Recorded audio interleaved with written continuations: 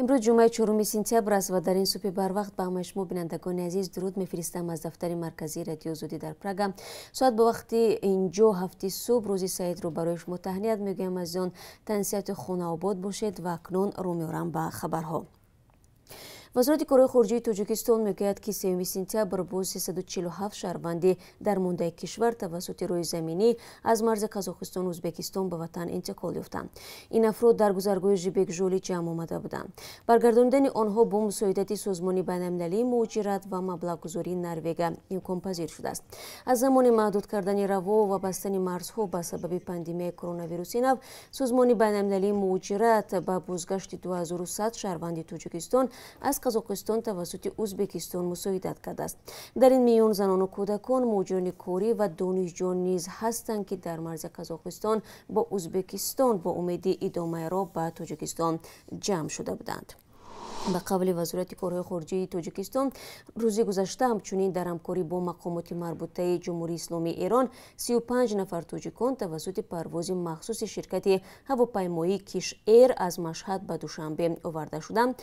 همزمان توسط این پرواز در حجم 2.5 تن مرحله دوم یاری طبی ایران برای مبارزه با بیماری همهگیر کووید 19 به تاجیکستان رسانیده شد. در روی بازگشت این هواپیما با خود 21 شهروند تاجیکستان از جمله دانشجویان، جهانگردان و نفران بیمار را برای معالجه به ایران برد. ضمناً امروز طبق نقشه 3 پرواز چارتری از روسیه به تاجیکستان در نظر است. 2 هواپیمای سومون ایر مسافران را از مسکو و 1 هواپیمای این شرکت از سنت پترزبورگ به دوشنبه میبرد. در باره برقرار نمودن پروازهای دومی بین تاجیکستان و روسیه هنوز خبری نوین نیست و اگر در جریان روز یا روزهای بعدی در این باره معلومات پیدا شد ما حتما شما را در جریان خواهیم گذاشت. یک وکیل مدافع جوان در شهر خوراک گفت میخواهد در انتخابات پرزیدنتی روز 11 اکتبر در تاجیکستان همچون نامزد شرکت کند. فراموز ارگاشف در اظهارات ویدیویی اعلان کرد که حزبی هیچ حزب نیست و یگان اتحاد و سازمان جمعیتی هم نامزدی او را پیشبری نکرده است، اما تا این دم 35,000 امضای جانبدارانش را جمع آورد که کم نیست و به یک اتحاد یا سازمان برابر بوده میتواند. فراموز ارگاشف 30 ساله است و سال 2015 تا ماه مارس سال 2020 عضو مجلس وکیلان خلق ولایت مختار کوهستان بدخشان بوده است. تلاشش برای رای یافتن به مجلس نمایندگان در انتخابات ماه مارس امسال به نتیجه انجام یافته است. او میگوید که پایمال کردن حقوق شهروندان از جانب مقامات حفظی حقوق او را وادار ساخت که برای حمایت از حقوق مردم و ریشه‌کن کردن ظلم و ستم نامزدیش را پیشبری کند. تا سال 2016 تنها کسانی از 35 ساله بالا حق نامزد شدن به منصب پرزیدنت تاجیکستان را داشتند، ولی در رای‌پرسی سال 2016 این مهلت تا 30 سالگی پایان آورده شد. در ترکیه امیر گروهی به نام دولت اسلامی و چندین همراهان او که اکثرا از کشورهای آسیای مرکزی هستند بازداشت شدند. جزئیات در گزارش نوبتی. وزارت کارهای داخلی ترکیه از بازداشت امیر سازمان تندرو داعش در این کشور خبر داد. سلیمان سایلو وزیر کارهای داخلی ترکیه روز 1 سپتامبر اظهار نمود که مقامات ترک محمود آزدین امیر یک بخش گروه تندرو دولت اسلامی را در شهر ادنه این کشور بازداشت کردند. با گفته او هنگام جستجوی منزل زیست امیر داعش نقشه‌های خطرناک پیدا کردند. وزیر کارهای داخلی ترکیه از عملیات مقامات ترک توصیف کرده است که آدمی خطرناکی را بازداشت کردند که نقشه‌های خرابکارانه را در حدود این کشور طرح ریزی می‌کرد. به دنبال بازداشت محمود آزدین مقامات ترک گروهی از شهروندان خارجی را بازداشت کردند. در میان آنها شهروندان کشورهای آسیای مرکزی نیز هستند. مقامات ترک گفتند که نام‌های این افراد را از کامپیوتری امیر خودخوانده داعش در ترکیه پیدا کردند. فعلا این افراد تحت بازجویی قرار دارند و هنوز جزئیات بازداشت و هویت دیگری افراد بازداشت شده معلوم نیست. ترکیه از کشورهای بود که به گفته مقامات تاجیکستان و روسیه اکثر جنگیان از روسیه و آسیای مرکزی طریق این کشور به سوریه و عراق رفتند. بخصوص از تاجیکستان حدود 2000 نفر به سوریه و عراق رفتند که به گفته مقامات نزدیک 90% از خاک ترکیه عبور کردند.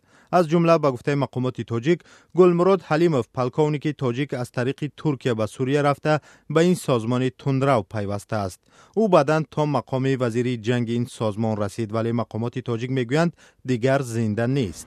کارشناسان ترکیه را تنقید میکردند که در امر جلوگیری از سفر افراطیان به کشورهای سوریه و عراق جدی نیست. اما 1 ینور سال 2017 در کلوب شبانه استانبول حمله خونین صورت گرفت که 39 نفر کشته شد و مقامات ترک آن را کار دست داعش نامیدند.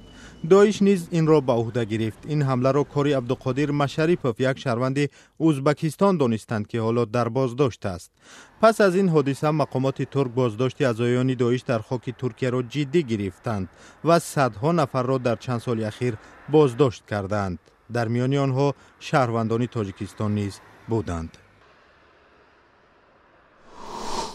شما نویدی بمبدادیро тамошо доред.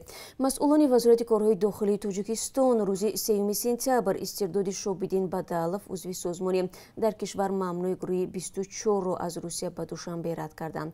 Як рӯз пеш аз ин намояндагони созмон хабар доданд ки Шобидин Бадаловро субҳи 1 сентябр шахсони ношинос аз хонааш дар Нижний Новгород бурданд. Суроб Зафар, раҳбари созмон, иддао кард ки ба итлои дарёфти онҳо Бадаловро маъмурони вазорати корҳои дохилии Тоҷикистон боздошт ва рӯзи 1 сентябр ба Душанбе бурданд. Нусратулло Маҳмадзода, сухангӯи вазорати корҳои дохилии Тоҷикистон, ба радиозодӣ гуфт бо чунин номунасаб касеро ба Тоҷикистон наоварданд. ниҳодҳои дигари қудратии Тоҷикистон дар бораи қазияи Бадалов изҳори назар накарданд. бори дуввум аст ки Шобидин Бадалов, намояндаи гурӯҳи 24 дар Русия боздошт мешавад. пеш аз ин моҳи июни имсол дар ҷараёни сафари раиси ҷумҳур Эмомалӣ Раҳмон ба Москав Шобидин Бадалов ва Раҳматҷони Муҳаммад пикети эътирозӣ доир карданд. мақомоти интизомии Русия онҳоро дастгир ва ба 15 рӯзи ҳабс маҳкум карда буданд. рӯзи гузашта президенти Беларус Александр Лукашенко, ки баъди интихоботи президентии баҳсбарангези моҳи гузашта зери фишори байналмилалӣ қарор дорад, дар шаҳри Минск сарвазири Русия Михаил Мишустинро ба ҳузур пазируфт. ду кишвар дар фикри таҳкими равобити иқтисодиву энергетикӣ мебошанд. дар айни замон Лукашенко, ки таъқиби эътирозгаронро тавсея бахшидааст, ишора кард ки гӯё кишварҳои узви паймони НАТО мехоҳанд дар Беларус инқилоби ранга ташкил кунанд. дар ҳамин ҳол эътирозҳои мардумӣ ҳам ба таври густурда идома дорад. рӯзи 3 сентябр мардуми зиёде дар маркази шаҳри Минск гирди ҳам омада истеъфои президенти Беларус Александр Лукашенко ва раҳоии рӯзноманигорони боздоштшударо талаб карданд. ҳафтаи гузашта полиси Беларус даҳҳо рӯзноманигорро аснои таҳияи гузориш дар бораи эътирозҳои Минск боздошт намуда, телефонҳову ҳуҷҷатҳои онҳоро мусодира кард. баъзе хабарнигорон дар пайи интихоботи баҳсбарангези президентии 9 август, ки тибқи гузоришҳои расида саршор аз тақаллуб будааст, кор дар расонаҳоро бас карданд. рӯзи 2 сентябр президент Лукашенко гуфт, телевизиони Русии «Россия сегодня» нақши муҳим бар дӯш гирифта дар маҳкум намудани эътирозҳои ба қавли Лукашенко ғайриқонунӣ саҳм гирифтааст. вазири корҳои хориҷии Беларус Владимир Маккей рӯзи чоршанбе иброз дошт, ки ҳукумати ин кишвар имкон нахоҳад дод рӯзноманигорон ҳукуматро танқид ва эътирозҳои ғайриқонуниро дастгирӣ кунанд. Лукашенко бо бузургтарин эътироз дар 26 соли раҳбарияш мувоҷеҳ шудааст. мухолифин пирӯзии ӯ дар интихоботи президентиро эътироф намекунанд. Лукашенко эътирозҳои мухолифинашро нодида гирифта, сарфи назар аз эҳтимоли ҷорӣ шудани таҳрими кишварҳои ғарбӣ, қабул надорад ки интихобот саршор аз тақаллуб буд. ва дастаи мунтахаби миллии футболи Тоҷикистон дар бозии байналмилалии дӯстона аз мунтахаби Узбекистон бо ҳисоби 1-2 шикаст хӯрд. бозии шоми 3 сентябр дар варзишгоҳи Локомотиви Тошканд бе ҳузури тамошогарон доир гардид. зимнан дастаҳои мунтахаби миллии футболи Тоҷикистону Узбекистон бо ҳам 9 бор рақобат карданд. дар 5 бозӣ футболбозони узбек дар як дидор бозигарони тоҷик пирӯз шуданд, 3 бозӣ бошад мусовӣ гаштааст. ва дар поёни суҳбат аз қурби асъори хориҷӣ барои шумо ёдовар мешавам, ки барои барои имрӯз аз ҷониби бонки миллӣ чунин эълон шудааст. $1 10 сомониву 31 дирам нарх дорад, €1 12 сомониву 19 дирам аст ва 1000 рубли русӣ 137 сомониву 70 дирам муқаррар шудааст ки нисбати рӯзи гузашта ба маротиб камтар мебошад.